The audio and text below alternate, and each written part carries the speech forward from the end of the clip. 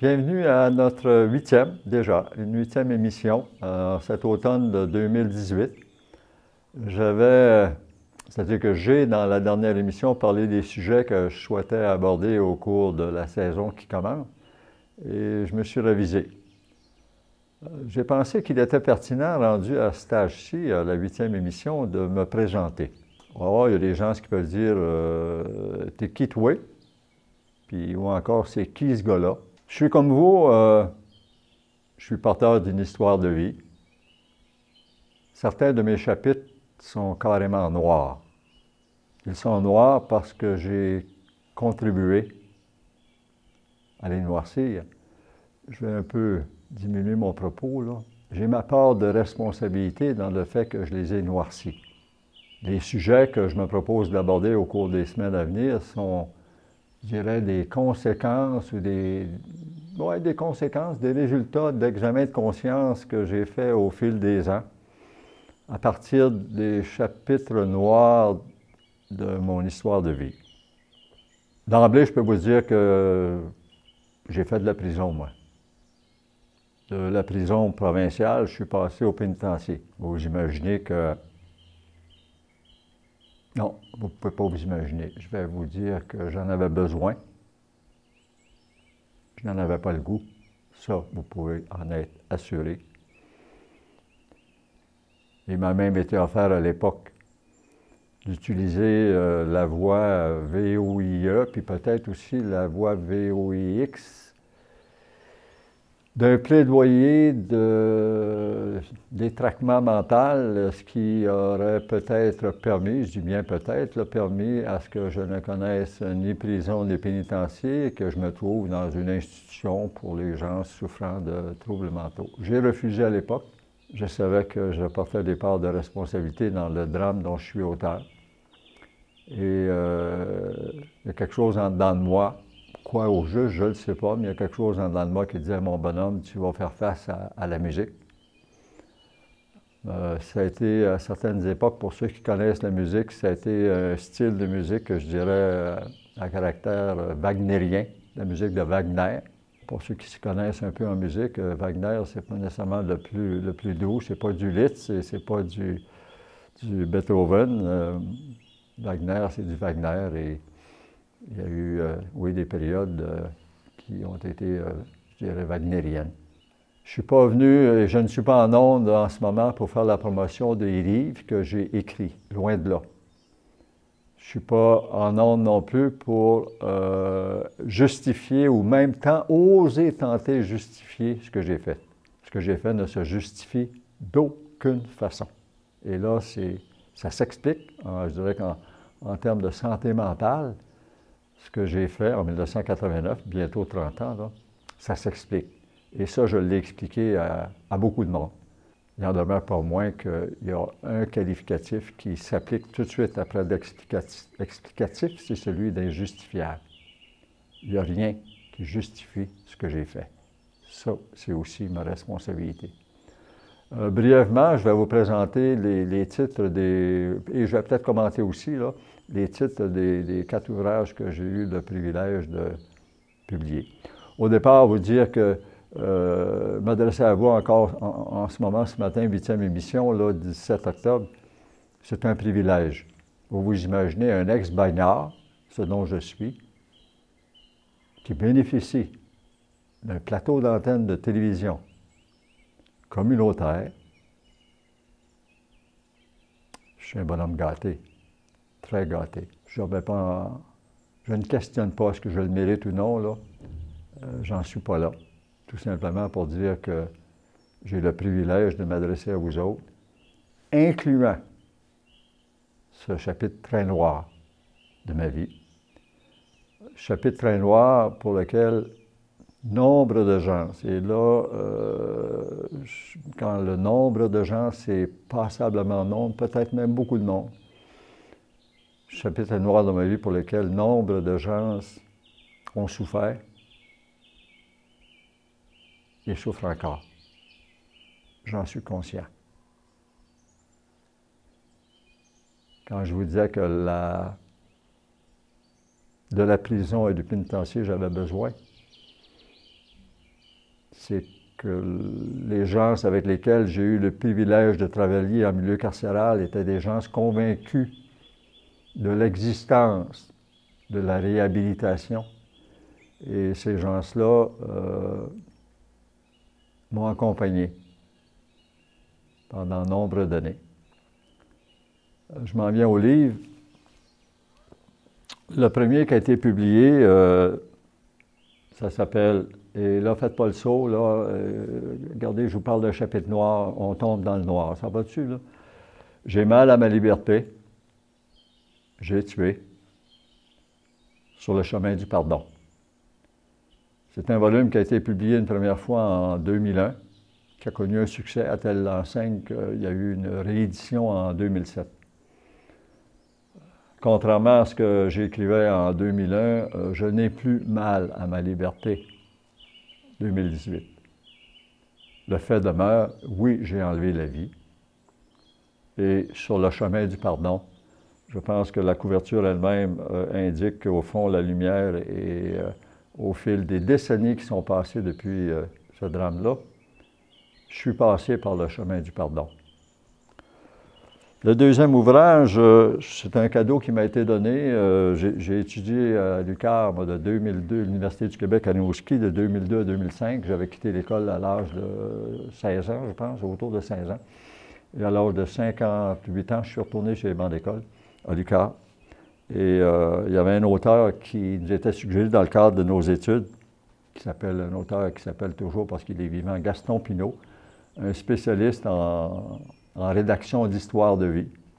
Et M. Pinault, je l'avais choisi comme auteur pour faire certains de mes travaux universitaires. Puis un bon matin, alors que mon épouse et moi, nous demeurions Saint-Valérien, le téléphone a sonné. Et l'individu au bout de la ligne me dit tout simplement « Je suis Gaston Pinault » et j'ai vraiment pas fait le lien du tout. Puis à un moment donné, j'ai saisi de par son accent. J'ai dit « M. Pinault, le professeur, le conférencier, spécialiste en rédaction d'histoire de vie, c'est bien ça. » Je dis « Monsieur, quel honneur. » Il dit « Moi, Gaston Bourdage, vous étiez un de mes auteurs que je consultais pour la rédaction de mes travaux universitaires. » Bien, il dit « On est dans un projet de rédaction d'un travail sur la mort. » Il dit « Ça fait des années que je travaille sur l'histoire de vie. Je suis en train de les lire, j'ai réalisé ça. Ma mort s'en vient. Et c'est un sujet que je n'ai jamais abordé. Il me dit, j'ai lu votre premier volume et je pense que vous êtes qualifié, là, ou vous avez les aptitudes pour contribuer à la rédaction du travail que nous sommes à faire. Il m'a envoyé le canevas, j'ai répondu à ça et finalement, j'ai eu le privilège, une autre privilège, d'être publié dans le chapitre, dans l'histoire, ça s'appelle, Histoire de mort au cours de la vie. Gaston Pinault, Martine Lanibé, Catherine Schmutz, qui sont les coordonnatrices, avec une superbe préface de M. Edgar Morin, qui nous raconte ses expériences de la mort personnelle. Edgar Morin, un grand philosophe. C'est publié, ça, chez l'Harmattan, à Paris. Le titre du chapitre que je signe dans ce volume-là, c'est « Comment et pourquoi survivre après avoir donné la mort ». Comment et pourquoi survivre après avoir donné la mort. Je continue avec mes volumes. En novembre, mon Dieu, là je peux me tromper dans les dates. À un moment donné, un automne, Radio-Canada annonce sur un bulletin de nouvelles le matin la formation d'un comité d'experts. Le ministre Yves Bolduc, ministre de la Santé de l'époque, suite à des pressions populaires, a décidé de mettre sur pied une commission d'experts pour étudier les tenants et aboutissants des drames intrafamiliaux au Québec. Et ça, suite à l'horrible drame d'Isabelle Gaston, Guy Turcotte et les deux enfants. Sitôt le bulletin de nouvelles terminé, j'appelle au bureau du ministre, je me présente, je m'appelle Gaston Bourdage, je viens de prendre la nouvelle, la formation du comité, j'aimerais y participer. La dame réceptionniste me réfère tout de suite à un haut fonctionnaire qui me reçoit avec beaucoup de scepticisme, très poli le monsieur, là. Je me présente, j'ai enlevé la vie à quelqu'un en 89 et là, je suis prêt, après 20 quelques années de réflexion et d'examen de conscience et de prise de conscience, je suis prêt à partager devant un comité d'experts les constats que je fais de ma criminalité qui, à quelque part, a eu comme même conséquence, même résultat, la mort d'un être humain. Je fais référence là aux 2 enfants de Guy Turcotte. Et une dame aussi de Drummondville qui avait noyé ses 3 enfants dans le bain là, de l'appartement. Tout ça pour dire que je suis reçu avec scepticisme quant à ma demande. Finalement, on prend mes coordonnées et un temps après, le président de ce comité-là, nommé Jacques, de mémoire Jacques Lévesque, président de l'École de service social de l'Université Laval, m'appelle, lui aussi très sceptique. Et finalement, après avoir reconfirmé ma disponibilité et ma volonté de vouloir témoigner de ces gens-là, j'y suis allé. C'était le 22 février 2012, donc 23 ans et 4 jours plus tard que la date du drame dont je suis l'auteur. Pour moi, c'est une date importante, je vais revenir là-dessus.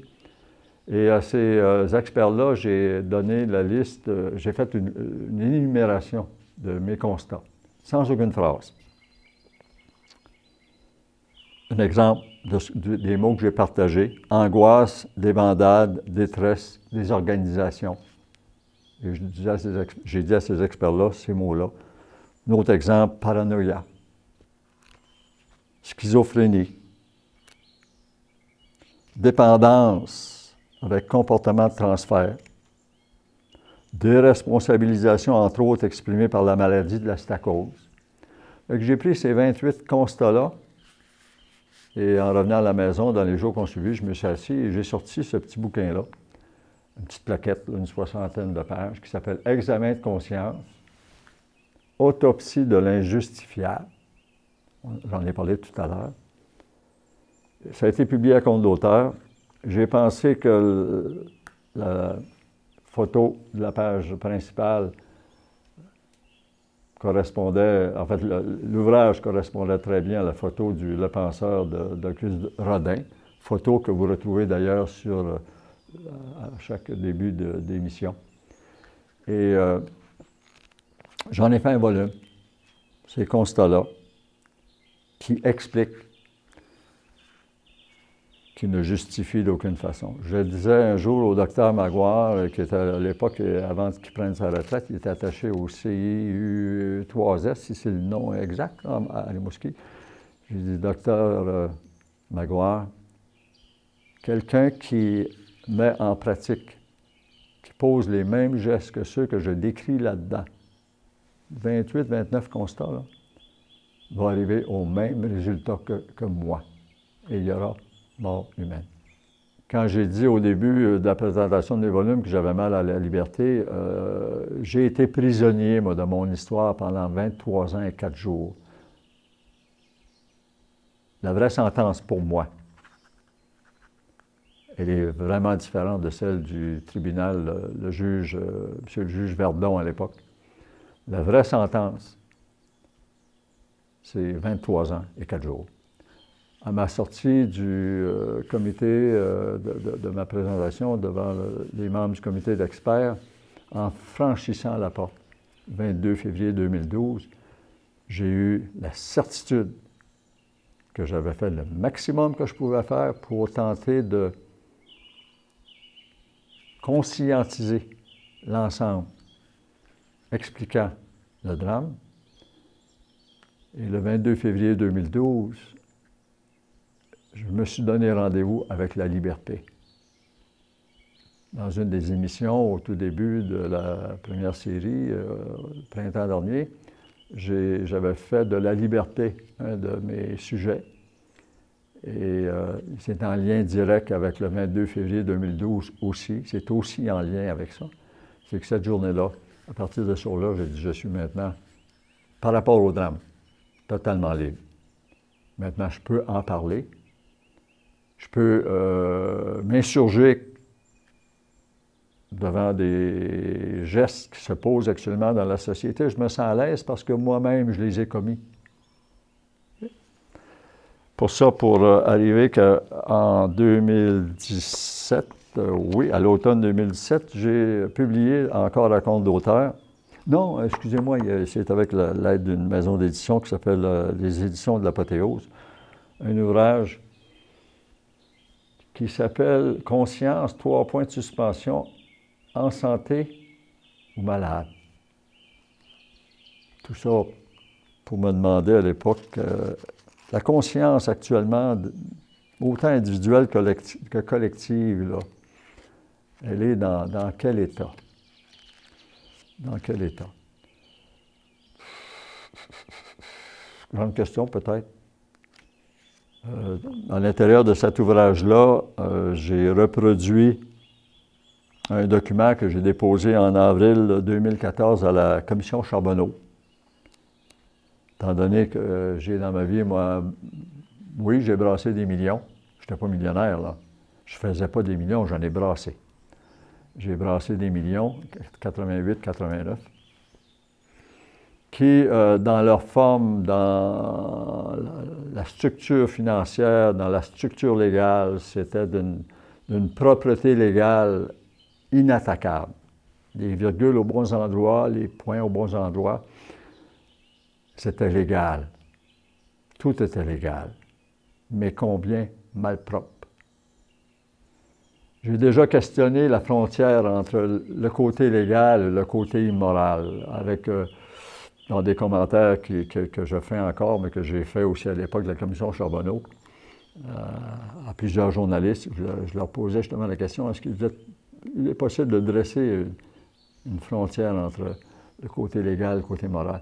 Quand j'entendais le ministre Jean-Marc Fournier nous dire, lorsqu'il était question de malversation, ou de toutes ces allégations-là, et que le ministre Fournier nous disait bien candidement, c'était légal. Il n'y a pas un journaliste, à ce que je sache, qui lui a posé la question à savoir si c'était moral. Au fil des émissions qui vont venir, justement, je me propose de parler de sujets qui sont, oui, abordés, mais qui, à mon humble avis, ne sont jamais attaqués de fond. Il y a un mot qui m'a été posé, ou une question qui m'a été posée, qui m'a été extrêmement lourde et qui me devait d'être posée. Et ça m'a été posé par quelqu'un de professionnel, un travailleur social. En passant, je salue les travailleurs sociaux là, et tout le travail que vous faites. Je suis un produit de votre professionnalisme. Excusez, j'ai cogné sur le micro, excusez-moi. Je suis un produit de ça. Le mot, ben, c'est pourquoi. Et au fil des semaines, je vais m'attaquer au pourquoi à partir de mes expériences à moi et des recherches que je me propose de faire sur les sujets que je vais développer. Sur ce, bonne fin de journée. Le bonheur est accessible pour tout le monde, je vous le souhaite. J'ai ce privilège-là d'être un être humain aujourd'hui heureux. À tout ce qu'il a permis et permet, je dis merci. Aux gens ici en studio, ils me permettent d'être heureux. Ben, je remercie Ghislain, Marc-André. Et vous aussi du public auditeur, parce que même si on est là, si vous n'êtes pas là, on n'a pas notre raison d'être. Si vous pensez que cette émission-là peut être intéressante pour des gens de votre entourage, allez-y, gênez-vous pas. À la fin de l'émission générique, vous avez encore une autre fois le numéro de téléphone et mon adresse courriel. Donc, au plaisir et à une prochaine. Au revoir.